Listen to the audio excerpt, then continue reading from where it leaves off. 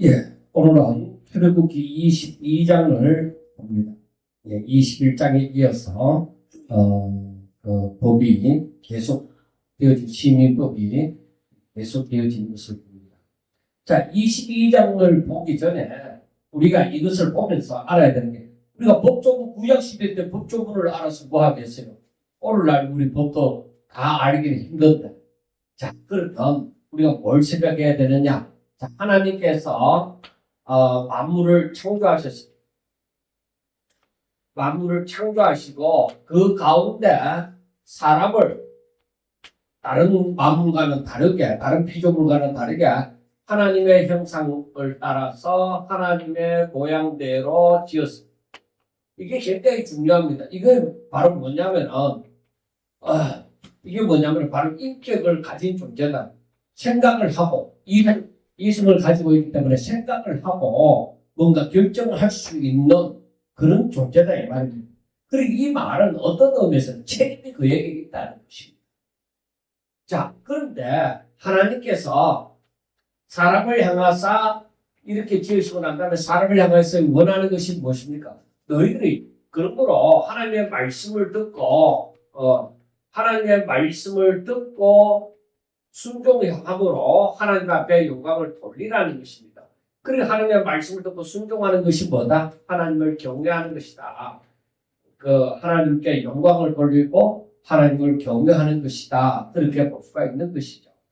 그래서 하나님께서는 사람들에게 원하는 것이 무엇이냐? 너희들이 이렇게 내 말을 듣고 내 말을 따라서 너희들이 순종을 하고 오직 하나님을 경외하면 이게 바로 뭐냐? 이게 바로 너희들이 거룩한 삶을 사는 것이고 너희들이 바로 내가 미리 예비한 예수 그리스도 안에서 예비한 복을 누리며 살 수 있는 것이다. 이 길을 명하게 성경이 얘기를 하고 있는 거예요.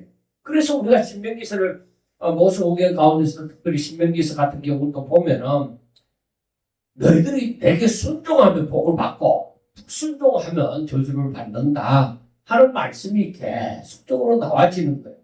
그리고 우리가 성경 어디서 보든지 간에 하나님께서 말씀하는 것은 아브라함에게도 말씀했지만 내가 거룩하니 너희도 거룩해라.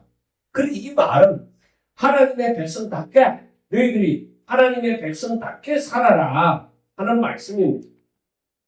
그래서 우리가 하나님께서 이스라엘 사람들 이스라엘을 출애굽했습니다. 출애굽시켰습니다. 애굽에서 나오도록 했습니다. 그러면은 이스라엘을 출애굽시킬 때에 애굽에서는 저들이 종살이를 했잖아요. 종살이를 하다가 이제 출애굽에서 자유자가 되어졌다 이 말이에요. 그러면은 너희들이 하나님의 말씀을 듣고 너희들이 이제 자유자가 되어졌으니까 하나님의 말씀을 듣고 너희들이 듣고 순종하라. 그래서 처음에 하나님께서 사람을 지으실 때 그 목적을 따라서 살도록 만드는 것이죠. 그래서 너희들이 하나님의 말씀을 듣고 순종해라. 그러니까 이 말은 하나님의 백성답게 너희들이 거룩할지니라 거룩한 삶을 살아라는 것입니다. 그러면 오늘 우리가 읽었던 출애굽기 22장과 같은 말씀은 무엇이냐? 제일 처음에 십계명이 주어지고 그 다음에 시민법이 주어지고 그 다음에 이 배상법이 주어집니다. 그리고 이 법들은 이게 다 무엇이냐? 이 계명들은 다 무엇이냐? 이것은 너희들이 하나님의 사람답게 거룩한 삶을 살아라는 것이다. 내 백성답게 살아. 너희들이 내 백성답게 내가 너희 하나님인 것이 부끄럽지 않고 너희들이 내 백성인 것이 부끄럽지 않고 그렇게 살아라는 것이다. 하나님은 계속적으로 말씀하는 것이 하나님과 이스라엘 사이에 내가 저들의 하나님이 되고 저들은 내 백성이 되리라 그렇게 말씀을 합니다. 그래서 우리가 오늘날에도 하나님께서 원하시는 것이 이게 바뀌었느냐? 전혀 바뀌지 않았습니다. 왜? 하나님께서 처음에 사람을 만들 때에 사람을 향하신 뜻이니까. 그럼 오늘날에도 바뀌었냐? 오늘날에도 이 하나님께서 사람을 만드신 것이 틀림이 없으니까 오늘날에도 바뀌지 않았습니다. 오늘날에도 너희들이 내게 거룩할지니라. 너희들이 내 백성답게 살아라. 그래서 우리 예수님 보내신 이유도 바로 무엇이냐? 너희들이 예수 그리스도로 말미암아 이 제사함을 받고, 그러니까 여러분들 여기에서 잘 비밀을 알아야 되는데, 예수님으로 말미암아 사람들이 저를 믿음으로 제사함을 받고 중생 혹은 뭐라고 해요? 거듭남, 그 다음에 새로운 피조물이라고 얘기해요. 다 이게 같은 말이잖아요. 그런데 이 말들을 가만히 생각하면서 보는 것이 무엇이냐? 너희들이 제사함을 받았으면 새로운 피조물이다. 그러니까 너희들이 애굽에 있을 때의 삶과 같이, 종살이 할 때 삶과 같이 살 이유가 없다. 너희들은 이제 내 백성으로서 살아라는 것이다. 내 백성으로 살아라. 그러니까 종살이 할 때의 법을 따라서 살지 말고 이제는 내 백성으로서의 삶을 살아라는 것이다. 그래서 이 법을 주어지는 거다. 그래서 이 법들을 가만히 보면은 어떠하냐? 자, 어떻게 하든 참 율신하는 하나님을 섬기고 하나님을 사랑하고, 그 다음에 내 이웃을 섬기라. 저기가 이웃을 사랑하라. 이것이 바로 율법과 선지자의 대강령이니라. 율법과 선지자가 말한 것의 중심이 이거다. 그래서 오늘 또 이 22장 성경을 보면서 깨닫는 것이 무엇이냐? 바로 이거다. 하나님을 사랑하고 이웃을 사랑하면서 살아가는 그 법칙을 따라 하나님의 백성답게 그렇게 삶으로 너희들은 세상 사람들과 같지 아니하고 하나님의 백성답게 살아가는 것을 지금 여기서 계속적으로 얘기를 해주고 있다. 우리 봐도 그 말 보냅니다. 그래서 우리가 이 말씀을 보면은 출애굽기 22장은 그 언약서의 그 핵심 단락인데, 10계명의 제8계명, 8계명은 뭐예요? 도둑질을 하는. 자, 9계명은 이웃에게 거짓 증거하지 마라. 거짓말 하지 마라. 너희들이 이 도문을 받았든지 어쨌든지 거짓 증거 같은 거 하지 마라. 세 번째는 탐내지 마라. 너희 이웃의 것을 탐내지 마라. 그 도둑질을 하지 말고 거짓 증거하지 말고 탐내지도 말고, 그래서 하나님의 백성으로서 거룩한 삶을 삶으로 이제 하나님의 나라 통치가 자신에게 임하는 것을 보게 됩니다. 내가 하나님의 그 법을 무시하면 그 하나님의 통치가 있지 않습니다. 내가 하나님의 그 법을 내가 중요하게 생각하고 그 법을 진짜 생명같이 여기면서 살아가는 사람에게는 바로 하나님의 통치가 이루어지는 것이죠. 그래서 우리가 예수 믿는다고 다 똑같은 단계이지 않습니다. 다 똑같은 그런 삶을 살지 않습니다. 예수님을 믿어도 단계가 있다. 예수님을 믿어도. 그런데 그러면 네가 얼마만큼 공부를 했느냐? 그런 것 때문이 아닙니다. 내가 믿느냐 안 믿느냐, 이 말씀을 믿느냐 안 믿느냐 하는 그런 문제가 되어지는 것을 보게 되어집니다. 그래서 22장에서도 다른 사람의 것을 탐내지 말고 자신이 끼친 그 손해에 대해서는 어떻게 하나? 책임지. 그리고 성적으로나 영적으로 거룩하며 또 그리고 힘없는 자, 약한 자들을 압제하지 말라. 그리고 하나님께는 가장 좋은 것을 드리며 세상과 구별된 백성으로 너희들이 살아라 하는 것이 22장의 요즘. 자, 처음에 보면은 사람이 소나 양을 도둑질하여 잡거나 팔면 그는 소 한 마리에 소 5마리로 갚고 양 한 마리에 양 4마리로 갚을지니다. 자, 소는 어떻게 몇 배나 갚아요? 5배. 양은 4배. 왜 그러냐? 그때 농사를 짓는 데 있어서 소가 양보다가 훨씬 더 재산으로서 가치가 있었기 때문에 소를 만약에 그 도둑질을 했으면 5배를 갖고 양 한 마리에 양은 4마리로 그렇게 하도록 했습니다.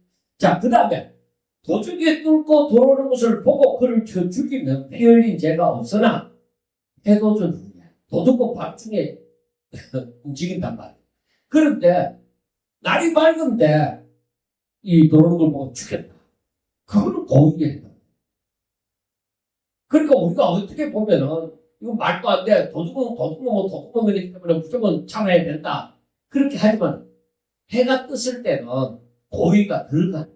그러니까 해가 이제 지금 어두울 때는 그를 쳐 죽이면은 피 흘린 죄가 없지만은 해도 좀 후에는 피 흘린 죄가 있다 이 말이에요.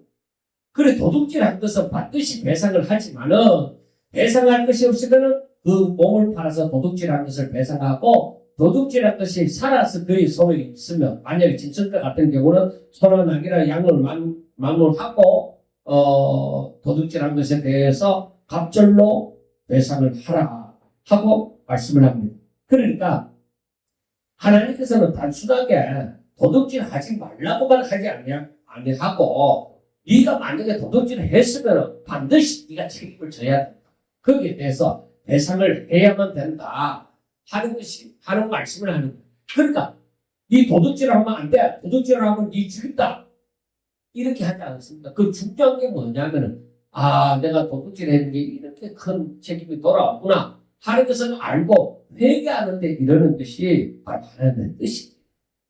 그리고 우리가 그 부분이 중요한 거예요. 그래서 사람들과 사람들 사이에 저 사람이 하나님께로 돌아오는 것에 하나님이 무엇을 내가 어떻게 하는 것을 원하실까 하는 것을 생각하고 하나님께로 돌아오게 하는 것이 중요한 부분입니다. 그 다음에 사람이 밭에서나 포도원에서 짐승을 먹이다가 자기의 짐승을 놓아 나무의 밭에서 먹게 하면 자기 밭에 가장 좋은 것과 자기 포도원에 가장 좋은 것으로 배상할지니라. 그러니까 내가 의도하지 않았어도 내가 먹이는 그 가축이 나무의 밭에 들어가가 이렇게 피해를 입혔으면 내가 의도하지 않았어도 그에 대한 책임을 내가 부주의 했기 때문에 짐승은 그런데 경계성 같은 걸 모르니까 이렇게 들어가는 것을 알고 있으면 내가 안 들어가도록 만들었어야 된단 말이에요. 그러니까 내가 부주의해서 이렇게 문제가 일으켰으니까 죄송합니다 하면서 만약에 주인이 그래도 이제 만약에 피해를 많이 입혔다 하면 거기에 대해서 분명히 책임을 지라는 것입니다. 그 다음에 6절을 보면 불이 나서 가시나무에 댕겨 낯가리나 거두지 못한 곳이나 밭을 태우면 불노자가 반드시 배상할지니라. 그러니까 거기에 대해서 내가 그 이웃집에 그 손해를 입히려고 한 게 아니라도 내 부주의로 말미암아서 이웃에 손해를 입혔으면 마땅히 배상을 해야 된다. 그래서 우리 예수 믿는 사람들이 오늘날에도 그러한 그 하나님의 뜻을 기억하고 있는 것이 좋은 일입니다. 자, 7절. 사람이 돈이나 물품을 이웃에게 맡겨 지키게 하였다가 그 이웃집에서 도둑을 맞았는데 도둑이 잡히면 도둑은 뭐예요? 갑질로 배상하잖아요. 그런데 도둑이 잡히지 아니하면 그 집 주인이 재판장 앞에 가서 자기가 이웃의 물품에 통된 여부를 조사를 받고 그러니까 내가 훔친 것이 아니다.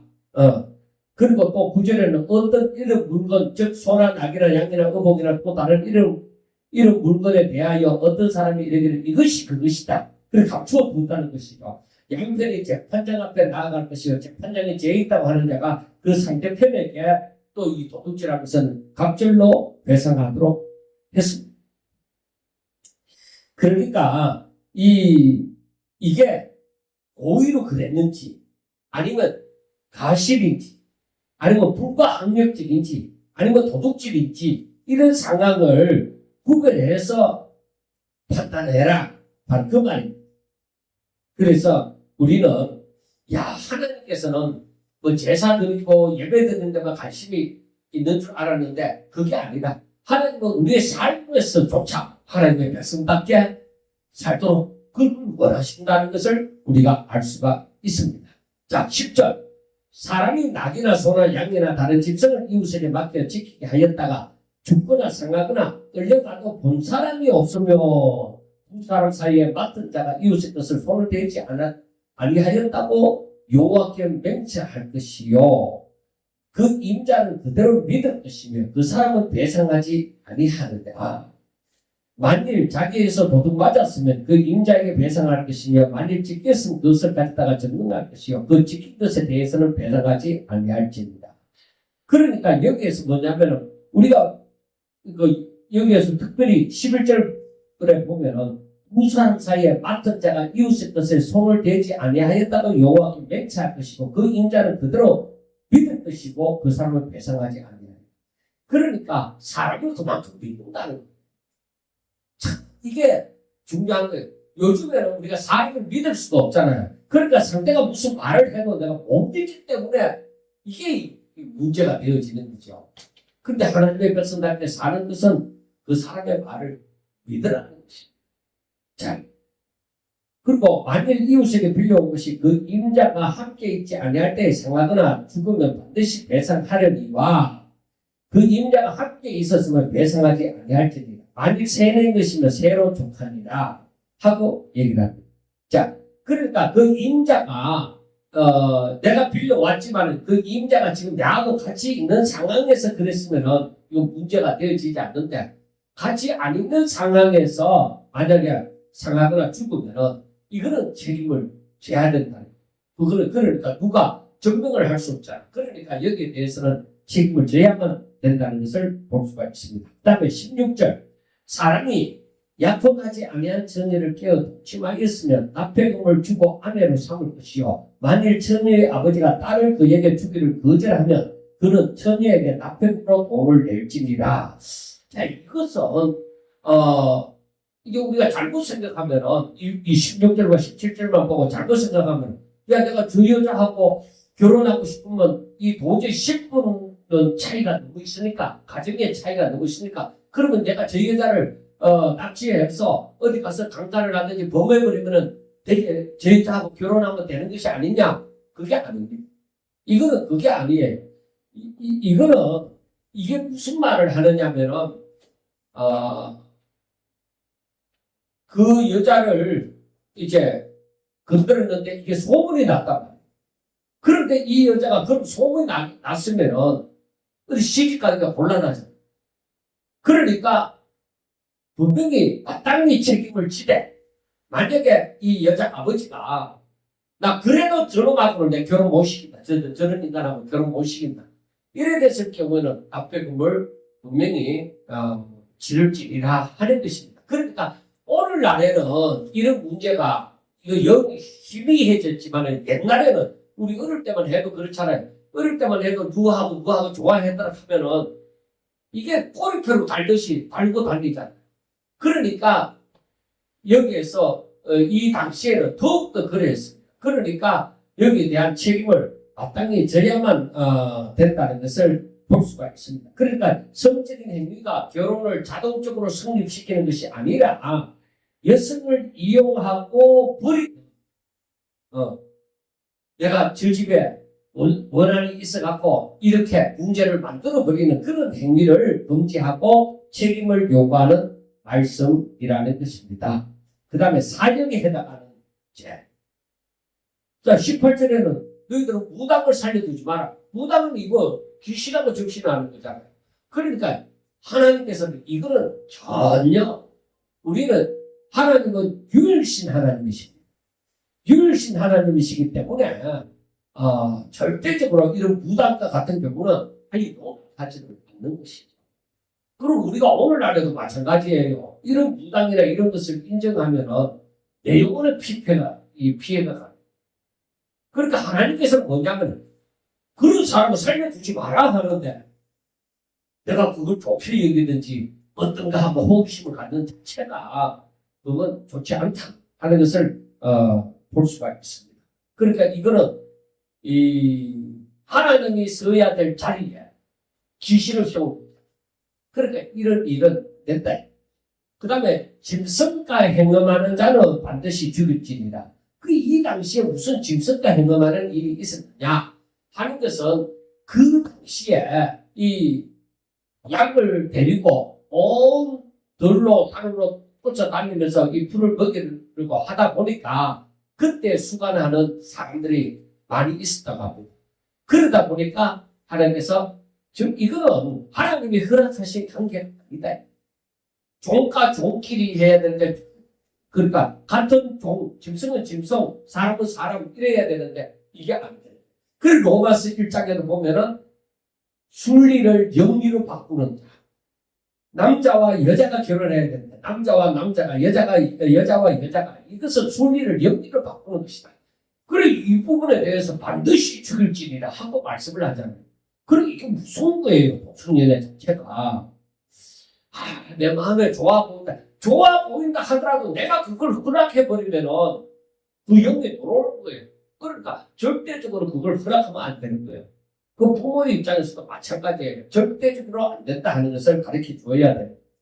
자, 그리고 여호와 외에 다른 신에게 제사를 드리는 자를 멸할지니. 우리에게 나에게 있어서 신은 오직 하나님이다. 어떤 것도 내 이 마음의 보좌에 앉을 수가 없다.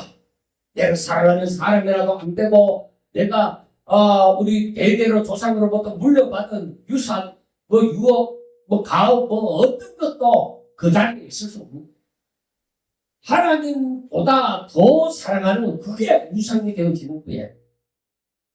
그런데 우리가 우리의 삶을 가만히 살펴보면 이게 참 어렵습니다.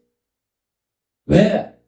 우리는 자라면서 하나님 제일주의로 사는 가정에서 교육을 받고 그렇게 된 가정도 있겠지만은 우리는 항상 세상에 있는 무엇이 최고로, 그리고 하나님을 믿는 것도 뭐예요? 그냥 나를 위해서 믿는 거예요. 나를 위해서. 내가 뭔 일을 하는데 잘 되도록 하기 위해서. 그리고 전에 가는 사람들도 불공 들리러 간다 하잖아요. 그렇게 자기가 부처가 되기 위해서가 아니라 그저 자손들, 뭐 자기들 집에 잘 되도록 하기 위해서 비나이다 하러 가는 거예요. 하나님은 그런 것이 아니에요. 하나님은 바로 최고의 자리에 있는 거예요. 내가 나의 주인이라고 말하는 것도 안 돼요. 우리가 예수 그리스도를 예수님을 주와 그리스도로 삼았다 하는 것이 예수님을 나의 주인으로 삼고 나의 구주로 삼는 거예요. 그래서 그 자리에 내가 앉아있다. 이거 말이 안 되는 것이에요. 그래서 우리가 이 의미를 잘 생각해야 돼. 내 인생의 주인은 내가 아니라 우리 하나님이시, 우리 주님이시. 이 고백이 정말로 의미를 깨닫고 제대로 되셔야 합니다. 그래서 기도를 많이 하는 사람이라고 나 중심에서 살아가는 습관이 되어진 사람은 이게 참 고치기 힘든. 나 중심. 왜냐하면 사람들은 자기 중심으로 숱한 세월을 자기 중심으로 살아왔기 때문에 하나님 중심으로 바꾼다 하는, 하나님 제이고 내가 무엇이 좋다 하더라도 어떤 것도 하나님 자리에 앉힐 수 없다. 그리고 자식을 너무 사랑하면서 자식을 그 하나님 자리에 앉히죠. 그리고 내 부모를 너무 사랑하다 보면 부모가 그 자리에 앉을 수가 있죠. 그 어떤 그 유교 사상을 가진 사람들은 조상이 그 자리에 앉을 수가 있죠. 그 하나님 믿는 사람은 절대 그게 안 된다. 자, 21절에 보면은 자, 그러니까 18절, 19절, 20절 이거는 뭐냐? 하나님과 다른 것을 겸하여 섬길 수도 없고 하나님 대신에 다른 것을 앉혀서 그걸 섬길 수도 없다 하는 혼합주의를 배격하는 거예요. 그 다음에 21절, 너는 이방 나그네를 학대하지 말며 그들을 학대하지 말라. 너희도 애굽 땅에서 나그네였음이니라 하고 얘기합니다. 그 너희들이 애굽 땅에서 종살이 해봤잖아. 너희들 고생 다 해봤잖아. 그런데 너희들이 지금 자유자가 되어졌다고 해서 그 종이나 나그네를 무시하고 함부로 대하지 말라, 학대하지 말라는 것입니다. 그러니까 같은 인격적으로 대함이 필요하다. 그리고 너는 가부나 부하를 해롭게 하지 말라. 내가 만일 그들을 해롭게 하면 그들을 내게 부르짖으면 내가 반드시 그 부르짖음을 들으리라. 나의 노가 맹렬함으로 내가 칼로 너희를 죽이리니 너희의 아내는 가부가 되고 너희 자녀는 고아가 되리라 하고 얘기를 합니다. 그러니까 가부나 고아, 나그네, 이 구약시대의 힘든 자들의 그 세 종, 나그네, 고아와 가부. 힘든 자들의 대표가 되어집니다. 그래, 이들을 학대하지 마. 그런데 사람이 살면서 이렇게 제가 요즘에는 드라마 같은 걸 잘 보지만 안 보다시피 하지만 그러나 보면은 사람이요 진짜 하나님이 자신의 주인이 되어지고 하나님의 말씀이 내게 법이 되어지지 않는 이상 나그네 와나 가부 자기적으로 무시하고 우리 마음에 우리 사는데 저 동남아에서 온 뭐 베트남 사람이라든지 캄보디아 사람이라든지 어디 사람들 딱 보면은 선입견에 내보다 낫다. 내가 저들 섬겨야 된 이런 생각은 거의 안 하지 않습니다. 저들은 못 사는 나라에서 바꿨고, 그런 마음이 탁 들어가고 이제 귀하게 동등하게 대해야 하는 일이 참 힘들어. 그 선입견이라는 것이 참 무서운데. 그러나 우리가 하나님의 말씀을 읽고 묵상함으로 하나님의 사랑이 우리 가운데 있어서 어떻게 하면 저들이 장을 정착할 수 있도록 도와줄까? 저들에게 하나님을 알도록 할까? 그런 마음이 들어가야 돼. 그런데 그 어려운 것 중에, 이유 중에 한 가지가 뭐냐면, 내가 잘해주면 저들이 날 둥쳐. 뒤둥시게 됩니다. 그게 힘든다는 거예요. 그래서 제가 생각하기에 예수 믿는 사람은 아예 뒤통수를 내놓고 다녀야 된다. 뒤통수 만들 생각하고 사랑을 베풀다 보면은 하나님은 아신다. 그래서 오히려 내가 억울함을 당할 수도 있고 그럴 수도 있습니다. 그러나 하나님은 아신다 하고 하나님께서 그런 과나 가부나 이 나그네를 잘 대해주라는 그 의미를 잘 생각해 보셔야 됩니다. 그래서 우리가 5천년 시절 잊어버리면 안 된다. 너희들도 옛날에 종이었지 않느냐. 자, 25절.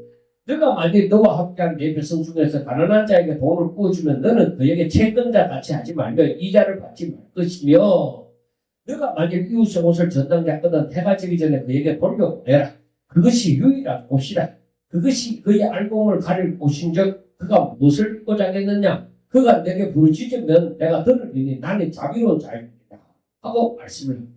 그러니까 이 말씀을 여러분들 잘 보셔야 되는 것이 이게 뭐냐면은 네가 상업적인 근무활동 이거 아닙니다. 이거 말고 그 가난한 사람의 절박함을 이용해서 그 갈취를 하는 것이죠. 이익을 갈취하는 것입니다. 그러니까 저 사람이 만약에 이게 금덩어리라 합시다. 금덩어리가 만약에 한 1,000만 원어치 가치가 있는데 저 사람이 절박함이 뭐냐면은 내한테 단독 200만 원만 있으면은 되는 거죠. 그런데 이제 사람이 와서 이거 1,000만 원 정도 가치가 있는데 800만 원만 내게 주세요 이러는 거야. 왜? 자기에게는 이게 1,000만 원어치 사회에서도 1,000만 원으로 인정할 만큼 많은 가치가 있는데 800만 자기가 손해보고 200을 깎아서 800만 원만 달라고 하는데 이 사람들은 뭐냐? 내가 안 사면 저 사람이 지금 힘든다 이거야. 아무도 저 800만 원을 주고 살 사람도 없고 그러니까 하는 말이 당신 200 필요하니까 내가 100만 원 더 내갖고 300만 원 줄게. 그러니까 500을 쳐 없애버려. 이것처럼 저 사람의 절박함을 이용해갖고 후려치는 거. 그렇게 하지 말라는 거예요. 그래서 여기에서 하나님께서 뭐라고 해요? 그 앞에서도 23절에 너가 만일 그들을 해롭게 하면 그들이 내게 부르짖으면 내가 반드시 그 부르짖음을 들으리라 하잖아요. 그리고 27절 마지막에도 봐요. 그가 내게 부르짖으면 내가 들으리 나는 자비로운 자야. 그렇게 하나님께서 그 약자의 편이 아니라 오히려 하나님은 공의로우신 하나님이세요. 그런데 너가 뭐가 있다 하고 저 어려운 사람을 네가 힘들게 했다는 그 약점을 잡아서 네가 그 사람을 후려친다는 거예요. 정말로 내가 이게 녹화가 되고 있으니까 말을 못해서 그렇지 그런 부분이 있어요. 정말 성경에 보면은 하나님은 그런 짓 하지 마라. 그렇게 했구나 하는 것을 볼 수가 있습니다. 그리고 이 말은 너희들이 하나님의 자녀면, 하나님의 백성이면 하나님을 닮아서 그 성품을 닮아서 그 사람들에게 정당하게 대우를 해주라는 것입니다. 자, 그 다음 넘어가겠습니다. 28절에 보면은 너는 재판장을 모독하지 말며 백성의 지도자를 저주하지 말지니라 하고 말씀을 합니다. 이게 바로 뭐냐? 재판장은 재판을 하라고 세운 장이고, 그리고 지도자는 백성을 지도하라고 세운 사람인데, 너희들이 만약에 그 질서를 무너뜨리면 어떻게 되겠느냐? 자, 여러분, 이게 설교에서 해당이 되어질지 적용을 다 시키면 어떻게 될지 모르지만은, 자, 우리나라에 삼법이 있어요. 삼법이 있는데 서로가 이 공존을 하면서 서로가 서로를 함부로 지지 못하도록 그렇게 해놨습니다. 그런데 어느 하나라도 무시해가고 힘 있는 자가 힘 있는 법이 한 기간을 무시를 해버린다. 그거는 타락이에요. 나라가 제대로 안 쓰는 거예요. 그런데 여러분, 앞으로는 사람이 타락했기 때문에 그 체계가 온전히 세워지기 힘들 거라는 거예요. 그래서 우리는 이거를 이 삼법을 세 기간을 서로 균형을 유지하는 것이 참 중요하다는 것을 알아야 돼요. 편파적으로 가면 안 된다. 그리고 여기서도 재판장을 모독하지 말고 백성의 지도자를 저주하지 말지니라 하는 말씀 또한 우리가 생각해서 항상 우리는 뭐예요? 질서를 잡아야 돼요. 질서가 중요해요. 재판장이나 지도자가 무엇을 뇌물을 받아갖고 아이고 예예 알겠습니다 이러면은 다 질서가 어지럽히지. 그게 중요합니다. 그래서 제가 있었던 뉴질랜드 같은 경우는 어떠냐면 의사들도 있잖아요. 의사들도 인성. 이 사람이 의사로서 사람들한테 진짜 복사 정신을 하겠느냐? 인성을 우리나라는 그런 게 없잖아. 그런데 의사뿐만 아니라 모든 부분에 있어서 저는 하나님의 백성이라면 하나님의 성품을 닮고 하나님 뜻대로 살고 그렇게 해야 돼요. 그래야 우리가 변화되어져 가는 거예요. 아니 나는 막 대충 이래 살아도 괜찮아. 그러면 안 되는 거예요. 누구나 하나님의 백성이면 하나님의 성품을 닮아서 하나님의 백성한테 살고 하는 게 있어야 질서가 잡히는 거예요. 그리고 29절 너는 너가 추수한 것과 너가 자넨 집을 바치기를 덕게 하지 말지며 너 처음 난 아들을 내게 줄지며 너가 소와 양도 그와 같이 하되 이래 동안 너희와 함께 있게 하다가 8달 만에 내게 줄지니라. 너희는 내게 거룩한 사람이 될지니 그래서 짐승에게 찢긴 동물의 고기를 먹지 말고 그것을 개에게 던지지 말라 하잖아요. 이게 이 말씀이 앞에 29절 말씀부터 이게 뭐냐면은 모든 것이 하나님께로부터 왔다. 그래서 우리가 어떤 의미에서 우리를 이제 이스라엘 백성들을 출애굽시킨 것처럼 우리를 죄 가운데서 구원하신 것처럼 내가 바로 하나님의 은혜 가운데 살고 있다. 모든 것이 하나님께로부터 왔으니까 우리는 하나님을 경외하는 거룩한 하나님의 백성답게 살아야 될지니라 하는 것이 하나님께서 우리에게 말씀하는 것이 하나님의 백성면 너희들이 내 말을 듣고 순종하고 하나님의 백성답게 거룩하게 살아라. 그래서 하나님께서 법을 만들어 주신 거예요. 오늘날 이 사회도 마찬가지예요. 법을 만드는 이유가 질서를 잡기 위해서잖아요. 질서. 그래서 우리는 그걸 봐야 돼. 자, 우리가 오늘 출애굽기 22장을 보면서 첫째, 배상하는 것, 회복하는 것, 그 정리가 죄에 대한 고백은 아이고 내가 잘못했습니다 말만 하면 되는 게 아니라 거기에 대해서 분명하게 이웃에게 끼친 실질적인 손해를 원상복구하고 배상하는 구체적인 책임까지도 있다 하는 것을 우리 성경에서 볼 수가 있습니다. 그리고 가난한 자를 약점을 잡아갖고 억눌리지 마라. 고아나 가부나 나그네를 그렇게 하지 마라. 바로 그것은 약자 중심의 공리. 왜? 너희들이 종되었을 때 내가 부르질 때 내가 들었잖아. 그러니까 너희들이 괴롭힌 이들이 내게 부르짖으면 나는 그 소리를 듣고 왜 응당 답변을 할 것이라는 것입니다. 그리고 영적 도덕적인 성격을 얘기합니다. 영적으로나 도덕적으로나 너희들은 순결하라는 것입니다. 그래서 여기서 보면은 마술, 이것도 거짓 세상에 마술, 수간, 우상숭배 같은 제약을 철저히 배격하고 그리고 세속문화 안에서도 오직 하나님만을 경외하는 구별된 삶을 살아라. 그렇게 요구하시는 거예요. 오늘날 우리들에게도 점점 변화되어져서 뭐 처음부터 완전한 사람은 없습니다. 제가 목사지만 목사라고 신학교를 졸업하고 이렇게 과정을 거쳐서 목사가 되어졌지만 완전한 인간이다 하고 찍은 것이 아닙니다. 말씀을 전하는 그런 사명을 받은 자이지 완전한 인간이 아닙니다. 그러나 날마다 뭐요? 하나님께로 가까이 나아감으로 점점 더 변화가 있어야 되는 거예요. 그래서 예수 믿는 사람이 많은 것이 중요한 것이 아니에요. 정말로 주의 제자가 얼마나 되느냐, 정말로 주의 말씀을 듣고 따르는 사람이 얼마나 되느냐, 그게 중요한 거예요. 만약에 그것이 중요하지 않고 많은 사람이 모인 것이 중요하다고 했으면 예수님께서 그때 많은 사람을 모아갖고 예루살렘 성전보다 더 큰 성전을 세워서 막 집회하고 병자가 이때 낫고 그렇게 했겠죠.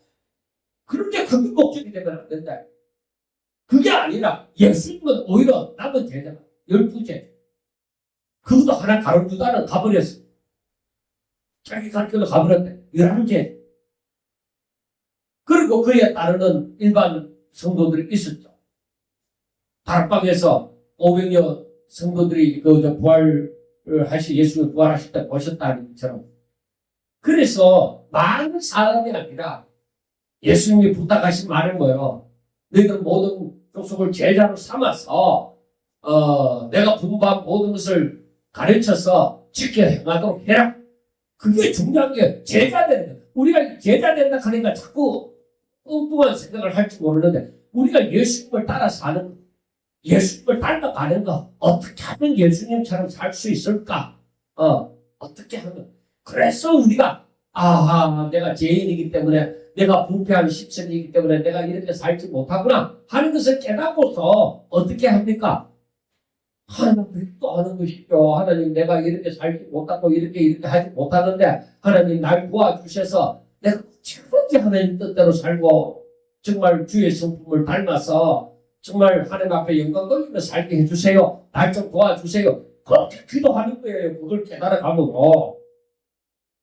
그래서 우리가 하나님의 이 출애굽기 22장을 하나님의 계획과 승리의 그 관점에서 보면은 하나님께서는 애굽의 압제에서 구원하신 이스라엘을 다시는 애굽과 같은 공동체가 되어지지 않도록 세상적으로 욕심부리고 그렇게 타락하지 않도록 말씀으로 훈련시키고 그리고 공의와 자비와 부름을 나타내는 하나님의 백성답게 살게 만들고자 하시는 것입니다. 그래서 너희들은 이렇게 살아. 그렇게 말씀하죠. 그래서 나중에 예수님이 보여주신 것인 거예요. 저들을 사랑함으로 말미암아 저들의 죄를 짊어지시고 자신은 죄가 없는데 자신을 내어주신 그 사랑을 보여주잖아요. 그래서 예수님께서 내가 새 계명을 너희에게 주노니 너희들은 내가 너희들을 사랑하는 것 같이 너희들도 서로 사랑할지니라 하잖아요. 그래 이게 어렵잖아요. 어려운데도 할 수 없는 것이냐? 아니 예수님께서 그렇게 말씀하셨으면 할 수 없는 것이 아니라 할 수 있는 거예요. 그러면 우리는 그걸 목표로 삼아서 사도 바울과 같이 저 목표를 향해서 저 표대를 향해서 나의 갈 길을 좌로나 우로나 돌아보지 않고 열심히 달려가는 사람, 하나님의 백성답게 내가 죽기 전에 제일 예수님을 많이 닮아갈 수 있도록 그렇게 기도하고 날마다 힘쓰고 애써서 하나님의 뜻대로 살면서 하나님의 사랑을 입은 자들이 될 수 있기를 주의 이름으로 축원합니다. 기도드리겠습니다. 하나님 감사합니다. 사랑하는 자들을 지켜주시고 함께하여 주시고 저들이 하나님의 뜻을 깨달아 하나님 앞에 영광 돌리는 자가 되게 하여 주옵시고 저들의 모습에서 아버지 예수님을 발견할 수 있도록 주여 축복하여 주시옵소서. 저들은 오직 자기 중심이 아니라 오직 하나님 중심, 자신들의 생각과 판단대로 목적을 정하고 걸어가는 사람이 아니라 오직 예수님을 편대로 삼아서 주님 걸어가신 그 길을 걸으며 주님이 생각하는 것을 생각하며 오직 주님이 걸어가신 그 길을 따라 걷는 자들이 다 되게 하여 주옵소서. 예수님 이름으로 감사하며 기도드리옵나이다. 아멘.